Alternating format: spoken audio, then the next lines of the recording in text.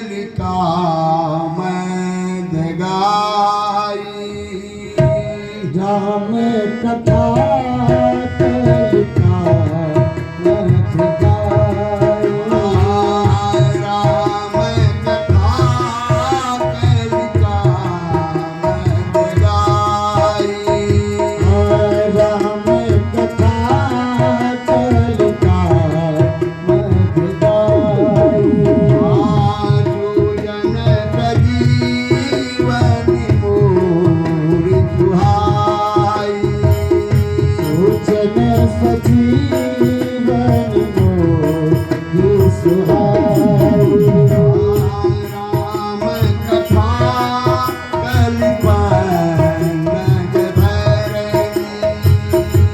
राम कथा कलिका नग भरनी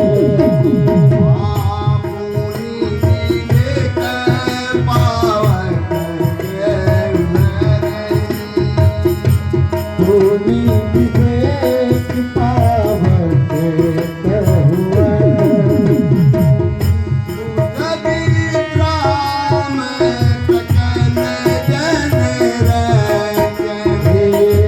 बुध विश्राम सकल जन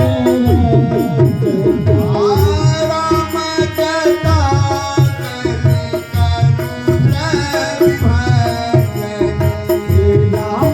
कथा कलि कलु सब जन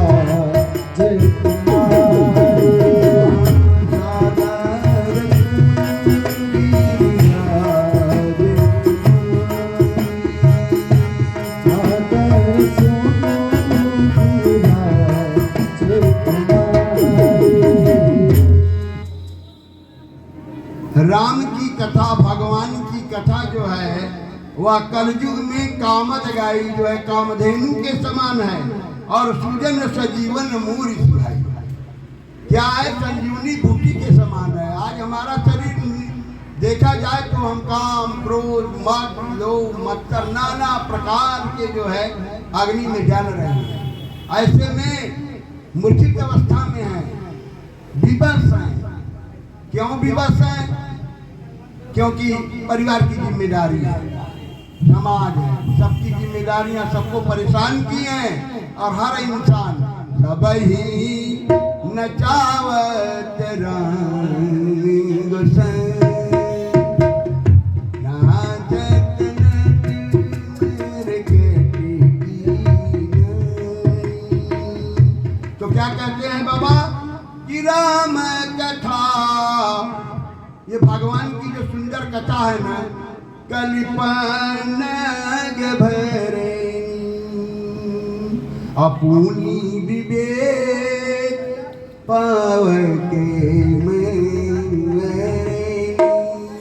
ये कलयुग रूपी जो कलयुग में तमाम पाप अधर्म जितना बढ़ा हुआ है या ग्रसित किया है सारे समाज में जितने भी प्राणी हैं हम सबको जो ग्रसित किया है,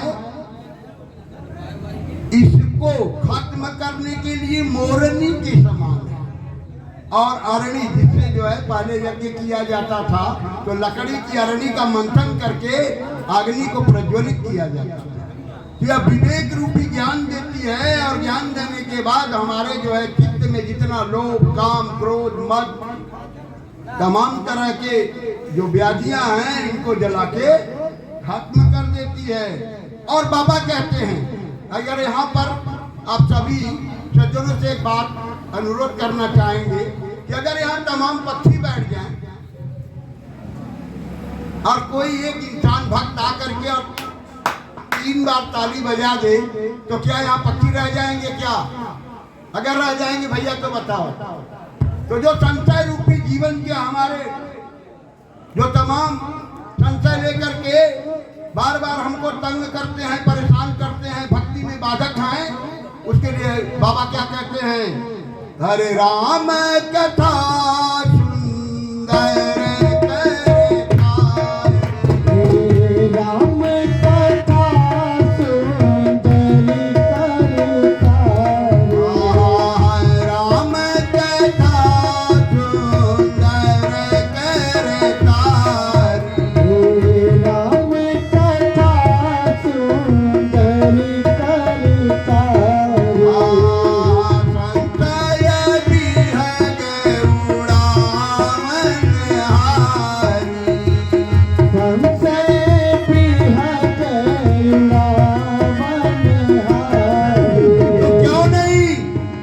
क्यों नहीं फिर से प्रयास हम करते हैं क्या कि राजा राम राम राम सीता राम राम राजा राम राम राम सीता राम राम राम राजा राम राम राम सीता राम राम राम राजा राम राम राम सीता राम राम राम प्रेम से बोलिए राजा रामचंद्र की।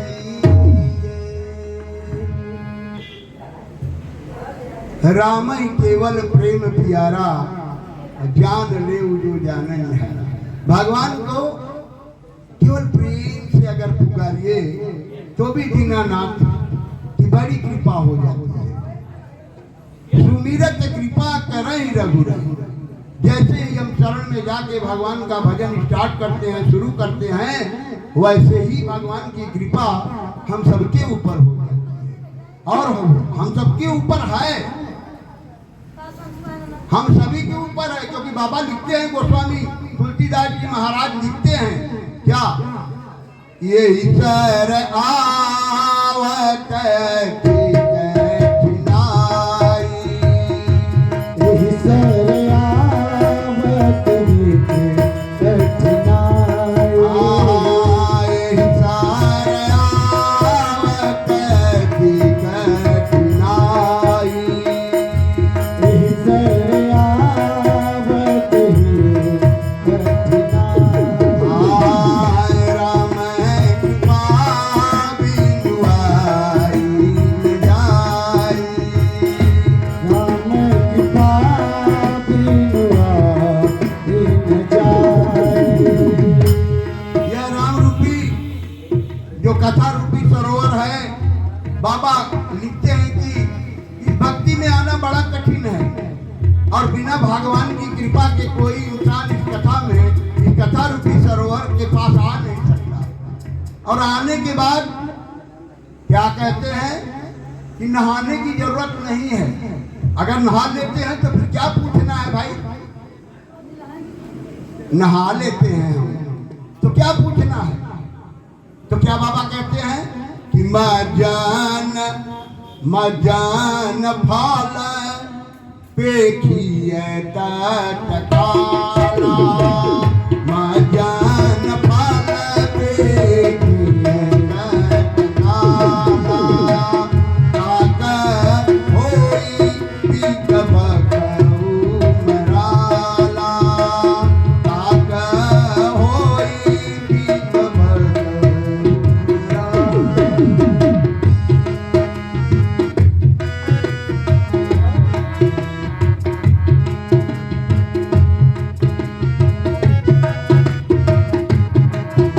केवल एक बार अगर मज्जन कर लेते हैं तो क्या पूछना है?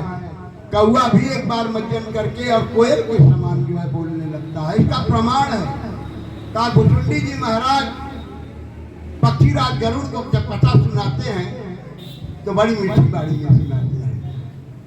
तो भगवान रूपी कथा और भगवान की कृपा प्राप्त करके का भुसुंडी जी महाराज गरुड़ जी को कथा सुनाए। यह प्रभाव देखने को मिलता है। आइए हम लोग भी प्रयास करते हैं इसमें मज्जन करने का। आगे भगवान नहाई जो है आप लोगों की कृपा होगी, भगवान की कृपा होगी, हनुमान जी की कृपा होगी तो हम लोग जरूर नहाएं और नहाते हैं, ऐसा नहीं है। क्योंकि समय कम है तो कम से कम मज्जन ही कर लिया जाए। तो आगे देखिए ये जिंदगी जो है ना बड़े मुश्किल से जो है भगवान की कृपा से प्राप्त हुई। तमाम काम लगे हैं जिंदगी में, उसको करना भी अनिवार्य है। ऐसे में जो ही समय मिल जाए अपने को बराबर भगवान के चरणों की भक्ति में लगा के रखना चाहिए, क्योंकि भक्ति में कोई जो है किसी प्रकार का बंधन नहीं है। अरे अहिल्या की एक छोटी सी भूल, गौतम ऋषि की पत्नी अहिल्या की एक छोटी सी भूल और उनको पत्थर बना दिया। मैं ये दावा करता हूं, अभिमान में नहीं भाई, कि जब अहिल्या की एक छोटी सी गलती ने उनको पत्थर बना दिया तो क्या हम लोग अहिल्या नहीं है क्या? हमारे अंदर काम है, क्रोध है, लोभ है, मत्सर है, तमाम तरह की बीमारियों ने डेरा जमाया है। और भगवान के चरण का रज पाके अहिल्या पुनः जो है पत्थर से अपने स्वरूप को प्राप्त करती है। तो भगवान के इस कथा का स्वाद और भगवान की कृपा प्राप्त करके हम भी ये जो मानव शरीर पाए हैं कम से कम अपने सहज स्वरूप को प्राप्त करें। इसके बाद भी पक्षपात, देखिए ये सब बहुत ही जरूरी विषय है समझना। पक्षपात जीवन में, जिसे पक्षी कहते हैं, एक चीज बताइए कि क्या गीधराज ही पक्षी थे? और जब भगवान राम जनक की वाटिका में गए हैं तो वहां तमाम पक्षी थे, मगर मोर जो है वो नाच रहा था। तो क्या हम पक्षी नहीं है क्या? हम भी तो पक्षी ही हैं अगर देखा जाए तो। अरे किसी को भाई का पक्ष है, किसी को किसी का पक्ष है, लोग पक्ष लेके कि हम इनके तरफ से हैं, हम इनके तरफ से हैं, कोई न कोई पक्ष लगा के हम बैठे हैं। और जब तक पक्ष नहीं कटेगा तब तक भगवान की कृपा कहाँ होगी? क्यों? क्योंकि जब मोर नाच रहा था तो भगवान मोर के पंख को लेकर के और अपने जो है शीश पर धारण किए। और यहाँ गीधराज, देखिए गीधराज जब अपने पक्ष को कटवा दिए तो बिना पाप का होके गिर गए। धन्य है हमारा देश कि जहां माँ बहन की रक्षा के लिए हमारे यहाँ के पक्षी भी अपनी जान से लड़ाई किए, भले ही प्राण धोना पड़ा, मगर हमारे यहाँ की माताएं बहनें हमारा गौरव जो उसको सुरक्षित और बार बार बचाने के लिए यहाँ के पक्षी तक लड़ गए हैं। आप सभी लोग जानते हैं कि जिस समय दशानंद जी महाराज मारीच को भेजे हैं कि मारीच तुम जाके हिरण बन जाओ क्योंकि सीता का हरण करना है। मारीच बहुत समझाया, मारीच बहुत समझाया, मगर बात रावण के समझ में नहीं है। रावण ने कहा कि अगर तुम नहीं जाओगे तो वहां जाओगे तो रघुनंदन मारेंगे और नहीं जाओगे तो मैं मार डालूंगा। अब तो बड़ी असमंजस की स्थिति में मारीच फंसा। मारीच को जाना पड़ा, बोला मरना तो इससे अच्छा है कि रघुनंदन के हाथों मरूं। और आज इतना बड़ा सौभाग्य है कि प्रभु हमको बार बार देखेंगे। प्रभु हमको विलोक करके जब हम झाड़ियों के ओट से निकलूंगा तो प्रभु हमको बार बार देखेंगे।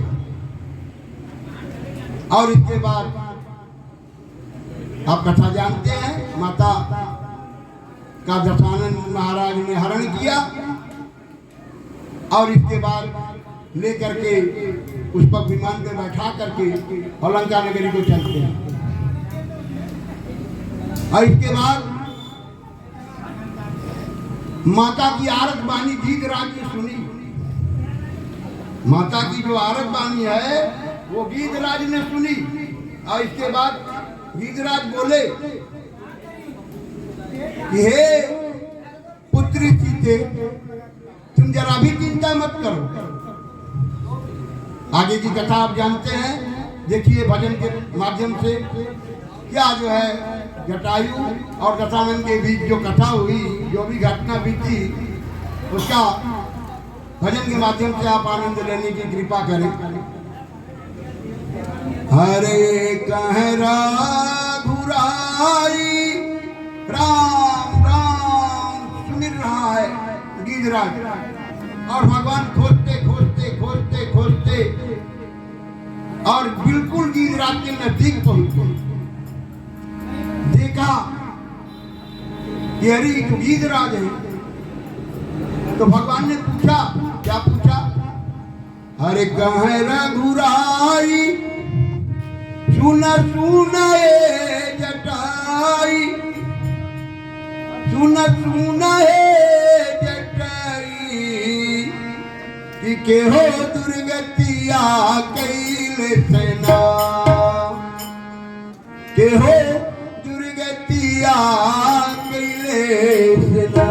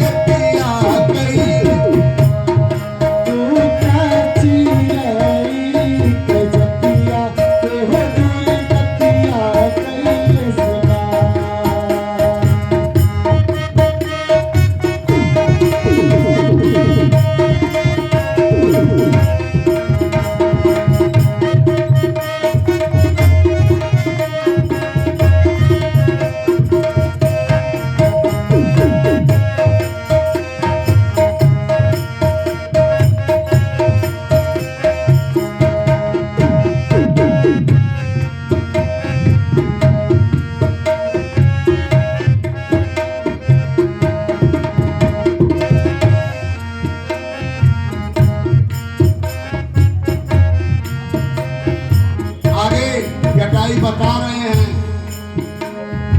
माँ सीता की रक्षा को जब हमने हाथ बढ़ाया, सीता की रक्षा को जब हमने हाथ उठाया, माँ सीता की रक्षा को जब हमने हाथ बढ़ाया, माँ सीता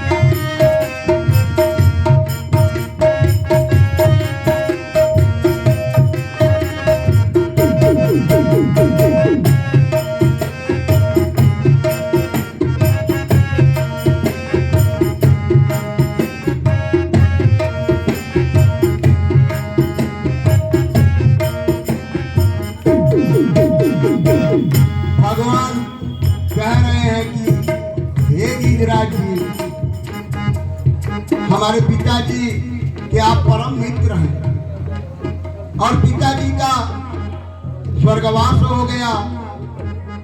और एक बात ध्यान से रखिए कि मैं पिता विहीन हो गया हूं। काश आप थोड़े दिन रह जाते तो पिता की कमी जो है वह मुझे नहीं अखरती। तो गिरिराज कह रहे हैं कि हे स्वामी, हम आपकी बात को मान लेते मगर प्रभु अब नहीं रहा जा रहा है। तो बोले अच्छा हाथ जोड़ के प्रार्थना है कि ऊपर जाके पिताजी से कुछ मत कहिएगा। पिताजी मिलेंगे वहां आपको, मगर पिताजी से ऊपर जाके कुछ मत कहिएगा।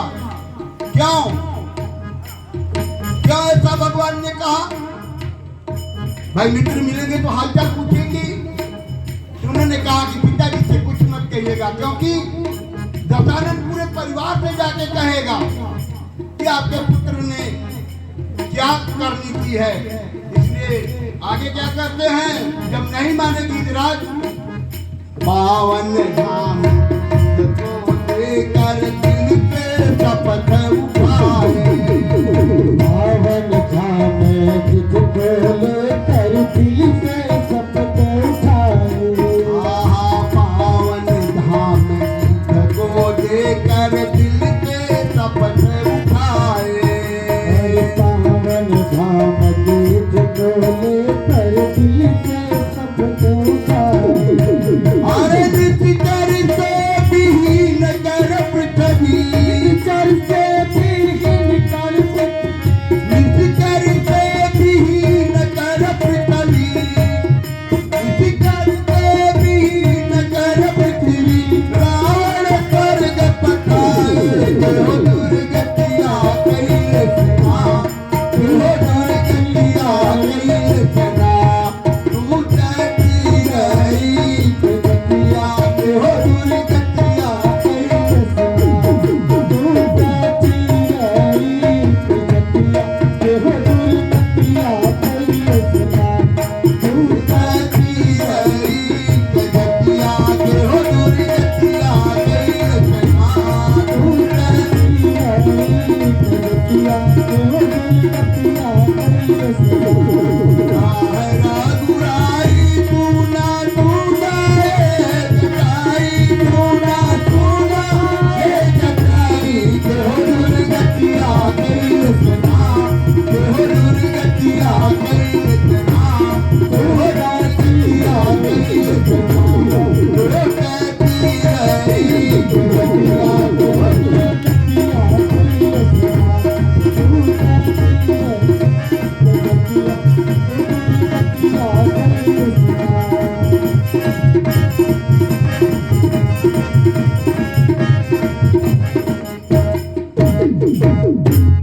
तो जब तक हम पक्ष को पकड़े रहेंगे, किसी न किसी पक्ष को पकड़े रहेंगे, तो रघुनंदन अपनी गोद में कैसे बैठाएंगे। इसलिए हम लोग कोशिश करते हैं कि हे प्रभु, और वो भी छूटेगा कैसे, बिना भगवान की कृपा के छूटने वाला नहीं। जय श्री राम।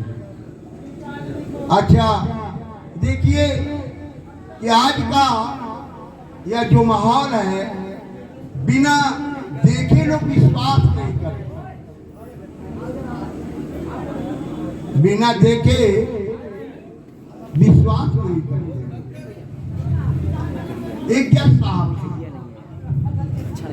क्या थे जज साहब, और जज साहब जो थे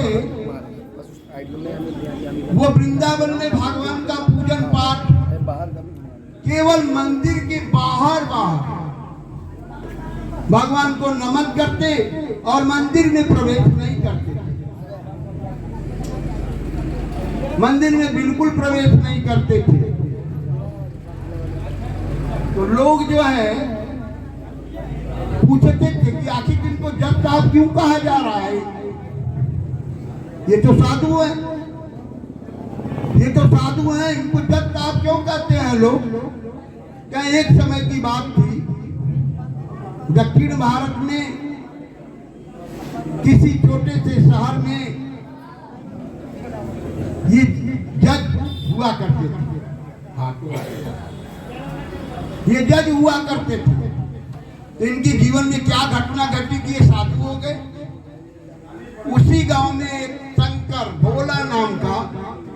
भोला नाम का भक्त रहता है।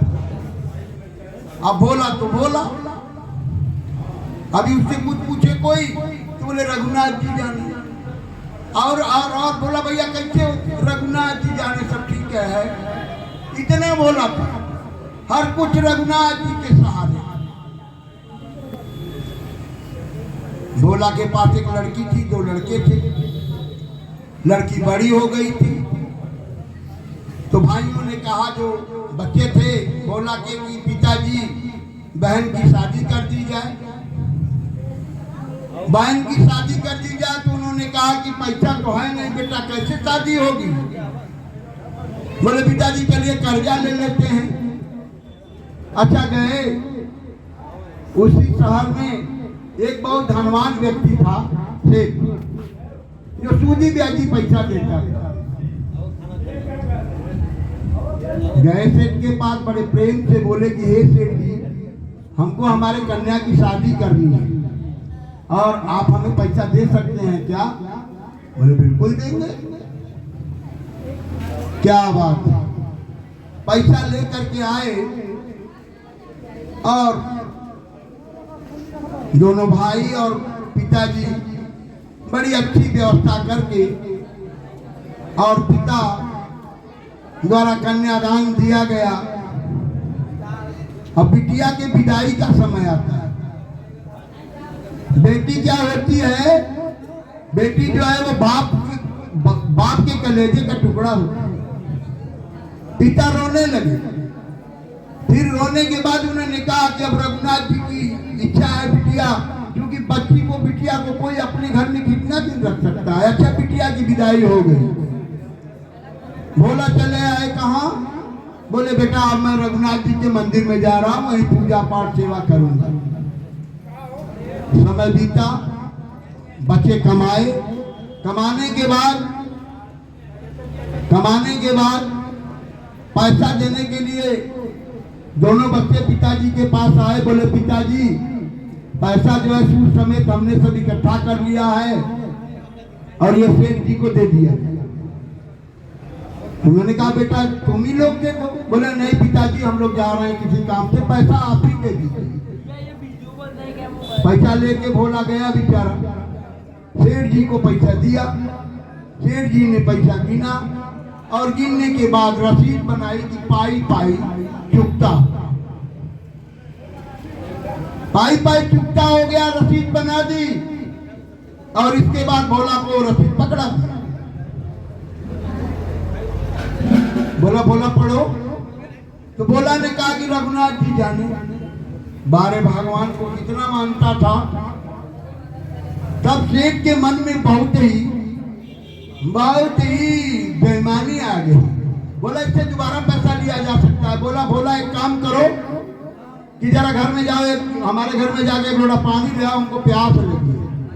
बोला बेचारा सीधा साधा घर में गया पानी लेने, और यहाँ सेठ जी ने उस रसीद को छिपा के एक कोई वैसा ही रसीद पे कुछ लिख करके दे दिया। अब ये ले आता है और बड़े प्रेम से ले आके भगवान जी के चरणों में अर्पित करके कहता है कि हे प्रभु, आज आपने बिटिया के कर्ज से उद्धार कर दिया। इसके बाद यहाँ सेठ ने क्या किया, सेठ ने मुकदमा खड़ा कर दिया उसी अदालत में, जिस अदालत में जज साहब थे। नोटिस सम्मन जारी हुआ,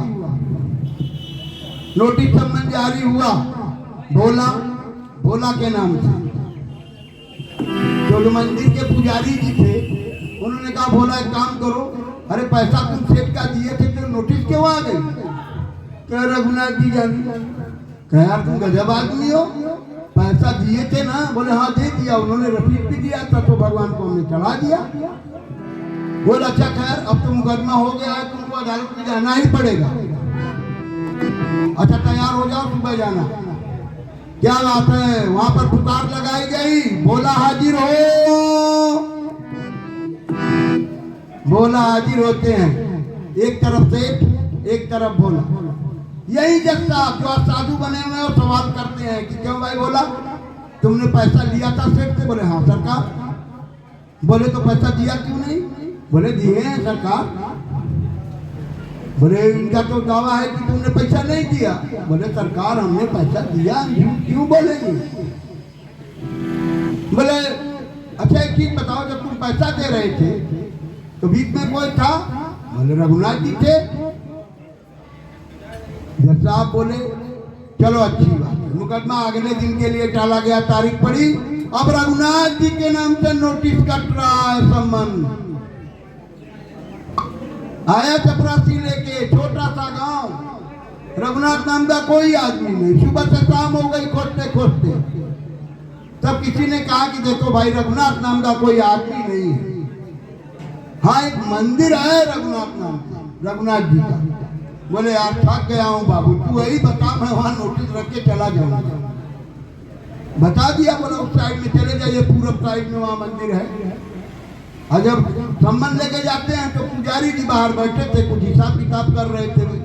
बोले रघुनाथ जी, बोले हाँ यही है यही है। मतलब बात पूरी नहीं हो पाई कि मतलब वो जान गया कि रघुनाथ जी यहाँ रहते। बोले ये उनको दे दीजिएगा।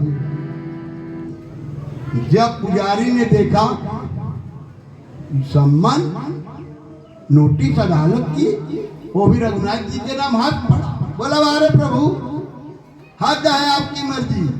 दस्तखत कर दिया, दस्तखत कर दिया और वो चपरासी तो चला गया। अब पुजारी जी कह रहे हैं बारे प्रभु, अरे मुकुट आया, हार आया, अच्छे अच्छे आभूषण आए, अच्छे अच्छे आपको उत्तम पदार्थ कई बार आए, मगर आपके नाम से सम्मान और नोटिस जिंदगी में पहली बार आया है। हे प्रभु आपकी माया आप ही जानिए। तब बुलाया भोला को। बोला भोला कि बता तू रघुनाथ जी का नाम क्यों लिया। बोला क्या मैंने झूठ लिया क्या। मैंने झूठ नहीं लिया, हमारे बीच में रघुनाथ जी रहते हैं, आप जानते हैं कि यार तुम तो लफड़ा फंसा दिए। अब रघुनाथ जी अच्छा खैर चलो, अब वो जो मंगाए तो उनकी माया हो जाए। मंदिर बंद होने का समय था। पुजारी जी जितना वस्त्र था भगवान का ले आकर के भगवान के चरणों में और समर्पण करके कह रहे हैं कि हे प्रभु कल आपको बाहर जाना है अदालत में, और मुझे नहीं मालूम कि आप कौन सा कपड़ा पहन के जाएंगे प्रभु। तो सारा वस्त्र रख दिया हूँ, जो आपको अच्छा लगे ना पहन लीजिएगा, मगर हे दीनानाथ दीन बंधु पतित पावन चाहिएगा जरूर, क्योंकि भोला का कोई नहीं है आपके साथ। बातें हो रही है मूर्ति से। सुबह 10 बजे अदालत में पुकार होती है, आप सभी लोग जानते हैं। वहां पुकार हुई, भोला हाजिर हो। भोला हाजिर हो गए। बोले भाई मुकदमे की कार्रवाई चालू की जाए। सेठ जी भी हाजिर थे। बोले क्यों भाई। बोला रघुनाथ जी कहाँ है सरकार। वो कहाँ नहीं है। क्या तुम कैसी बात करते हो। बोला सीधे सीधे बताओ ना। कहा प्रभु ये बातें आप लोगों के समझ में नहीं आएंगी, वो आ ही जाएंगे, वो हर जगह रहते हैं। ये बात मैं आप पढ़े लिखे को नहीं समझा सकता। बोले चपरासी से कि एक काम करो, जरा जोर से थोड़ा बाहर निकल करके आवाज लगाओ। अब क्या, अब आवाज लगाई जा रही है क्या, रघुनाथ हाजिर हो, रघुनाथ हाजिर हो। क्या बात है। जिस समय जो है यह पुकार लगा के चपरासी अंदर आता है तो लोग देख रहे हैं कि एक बूढ़ा आदमी हाथ में छड़ी लिए, कानों में कुंडल पहने, धोती पगड़ी थोड़ी सी पटी हुई झुलझुल और 4 चंदन तिलक लगाए और धीरे धीरे आ रहे हैं और एक हाथ को ऊपर को उठा रहे हैं, मानो ये कहना चाहते हैं कि हम ही रघुनाथ जी हैं, और वो कह ही रहे हैं। सब लोग हट गए। धीरे धीरे कांपते कांपते जज साहब के सामने जाके हमारे रघुनंदन सरकार आज खड़ा हो गए हैं अदालत। क्यों क्यों खड़ा हो गए हैं। क्योंकि भगत के बस में है भगवान, भगत के बस में है भगवान, भगत के बस में है भगवान, भगत के बस में है भगवान।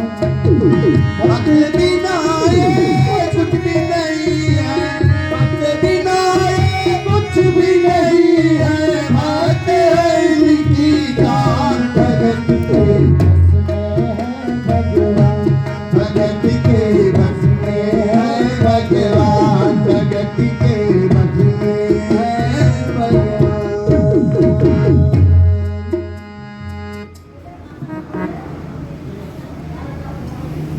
देखिए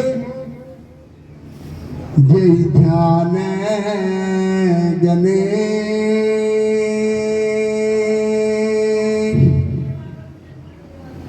भगवान का ध्यान राजा रघुनंदन अदालत में है।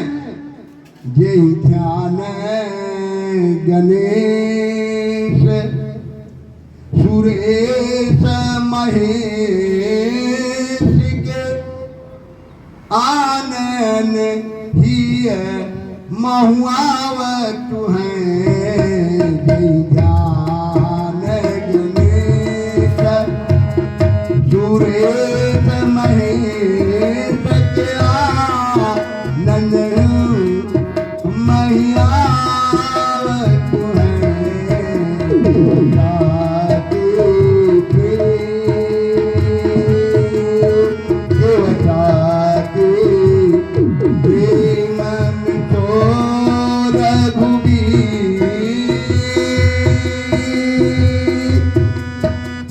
अदालत माही में आवत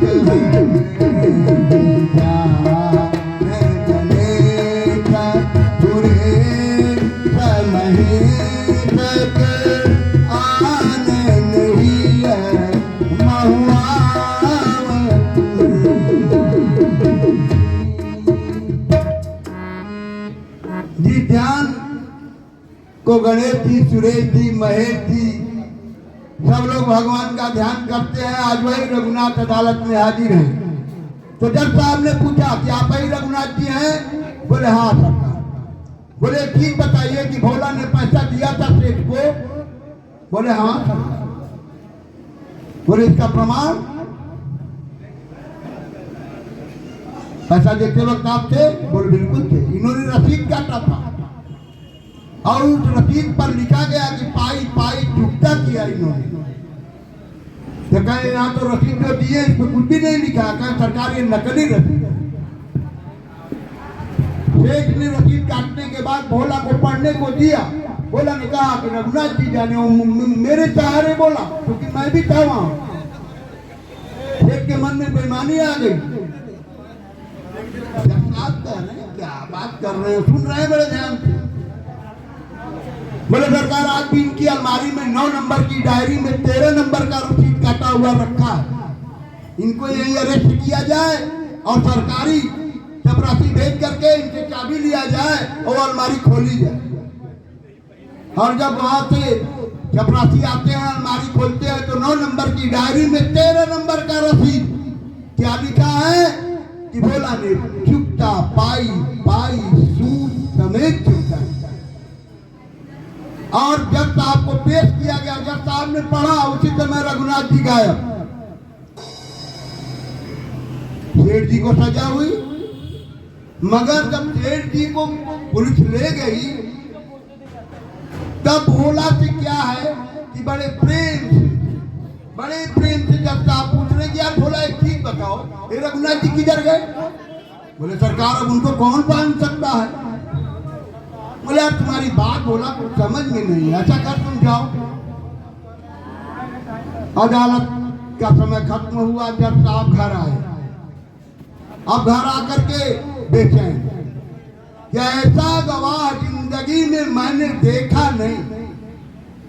मेरे जीवन में पहली बार ऐसा गवाह उपस्थित हुआ। ऐसा गवाह मैंने नहीं देखा। जब साहब को चैन नहीं है, रात भर इधर उधर इधर उधर इधर उधर कर रहे हैं। उनकी पत्नी ने कहा क्या बात है, आज बड़ा बेचैन दिख रहे, कहा तुम नहीं समझोगी, तुम नहीं समझोगी, चलो हमारे साथ सुबह। और उसी गांव में आते हैं जहां भोला था। आकर के रघुनाथ जी के बारे में लगे पूछने कि भैया रघुनाथ जी का कौन सा घर है।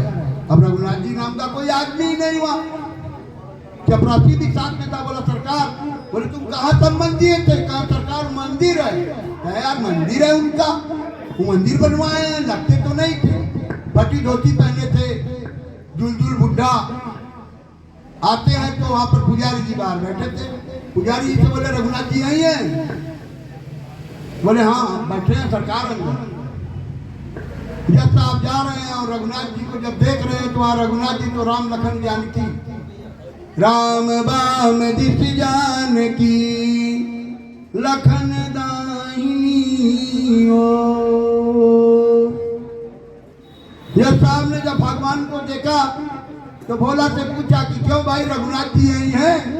भोला ने कहा सरकार मैं तो आपसे बार बार कह रहा हूँ। हाँ क्या बात है, जब आप फूट फूट के रो रहे हैं, इतना फूट फूट के रोए, क्या रोए, क्या रोए कि मैं जज बन के कुर्सी, मैं जज बन के कुर्सी पे बैठा रहा, मैं जज बन के कुर्सी पे बैठा रहा। अरे जगदीश खड़े समझाते रहे, मैं जज बन बैठा रहा, जगदीश खड़े समझाते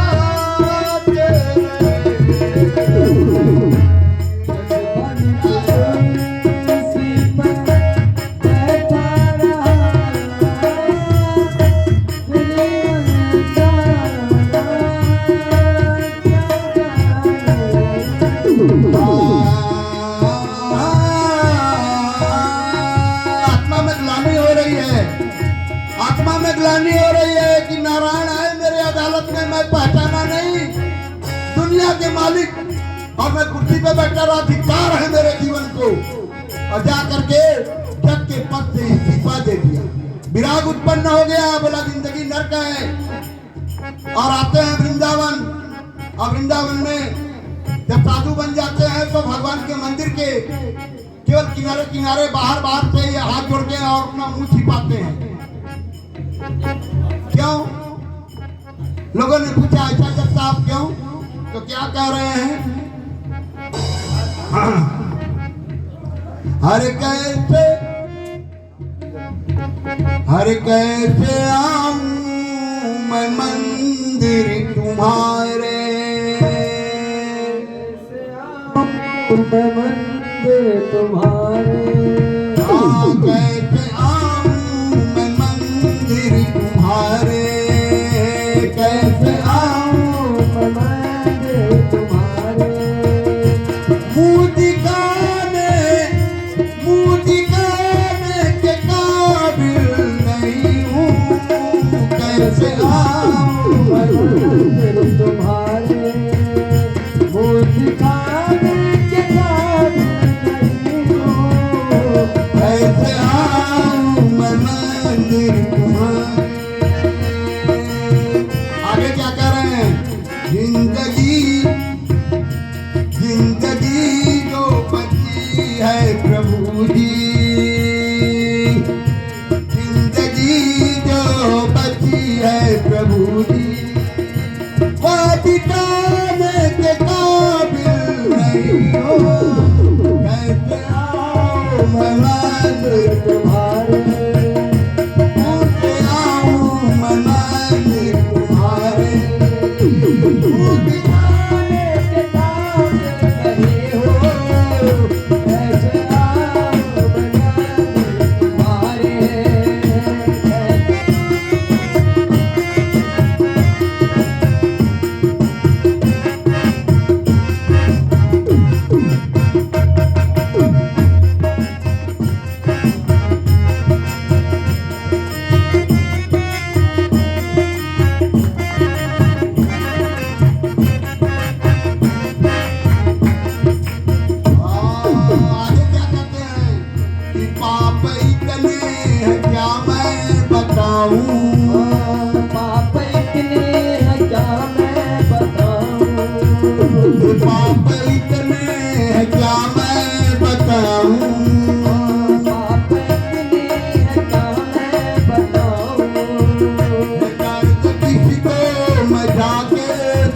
सुनाऊं दर्द किसको मैं जाके सुनाऊं पाप इतने हैं क्या मैं बताऊं आप इतने क्या मैं बताऊं दर्द किसको मैं जाके सुनाऊं दर्द किसको मैं जाके सुनाऊं कैसे रोऊं मैं बाके बिहारी कैसे कैसे रोऊं मैं बाके बिहारी कैसे रोऊं मैं बाके बिहारी कैसे कैसे रोऊं मैं बाके बिहारी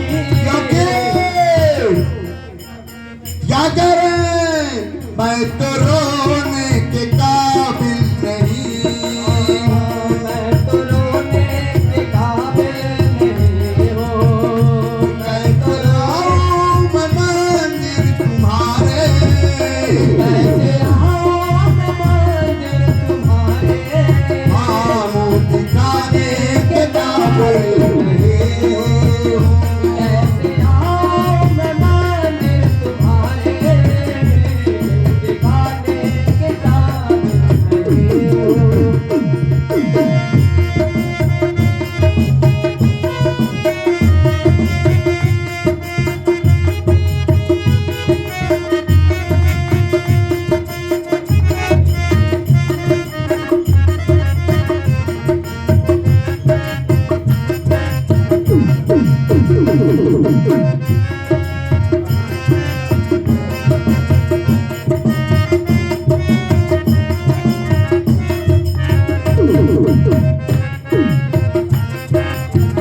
आगे क्या कहते हैं कि मुझसे अच्छे तो हर जीवधारी मुझसे अच्छे तो है जीवधारी कि मुझसे अच्छे तो हर जीवधारी मुझसे अच्छे तो हर जीवधारी जो कि तेरे सहारे पड़े हैं जो कि तेरे सहारे पड़े हैं मुझसे अच्छे तो हर जीवधारी मुझसे अच्छे तो हर जीवधारी हाँ, जो कि तेरे सहारे पड़े हैं जो कि तेरे सहारे पड़े हैं आगे क्या करते हैं जब साहब अरे मैं सहारे की क्या याद रखूं मैं सहारे के काबिल नहीं सहारे की क्या आस रखूं मैं सहारे के काबिल नहीं हूँ कैसे आऊं मैं मंदिर तुम्हारे कैसे आऊं मैं मंदिर तुम्हारे मोह दिखाने के काबिल नहीं हूं कैसे आऊं मैं मंदिर तुम्हारे मोह दिखाने के काबिल नहीं हूँ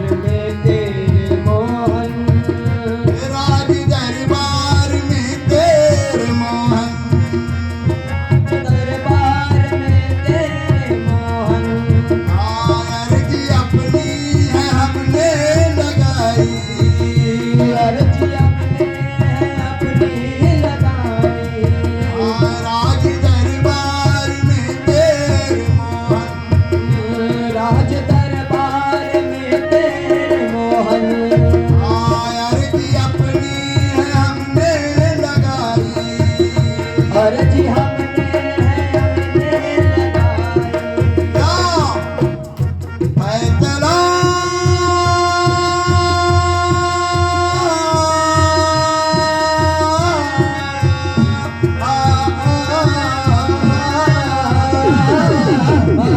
फैसला राधे रानी के हाथों, फैसला राधे रानी के हाथों के माफ करने के काबिल। फैसला राधे रानी के हाथों माफ करने के काबिल। कैसे आऊं मैं मंदिर तुम्हारे, कैसे आऊं मैं मंदिर तुम्हारे। कैसे आऊं मैं मंदिर तुम्हारे, कैसे आऊं मैं मंदिर तुम्हारे। आऊं दिखाने के काबिल नहीं हूँ। कैसे आऊं मैं मंदिर तुम्हारे। वो दिखाने के काबिल नहीं हूँ।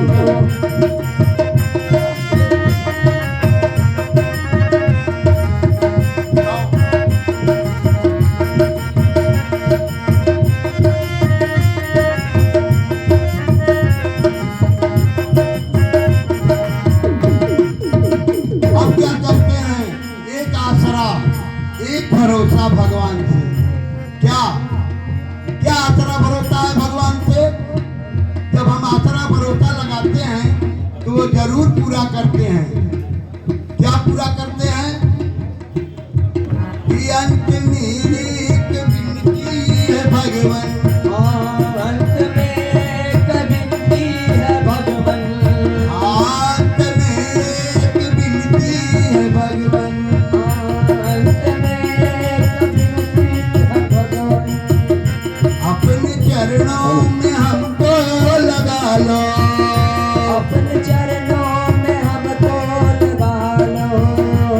अंत में एक विनती है भगवान, अंत में एक विनती है भगवन। अपने चरणों में हमको लगा लो। अपने चरणों में हमको लगा लो। कहता हूँ मैं चरण में पड़ा हूँ, कहता हूँ मैं चरण में पड़ा हूँ। कहता हूँ मैं चरण में पड़ा हूँ, कहता हूँ मैं। चरण में पड़ा हूँ। अरे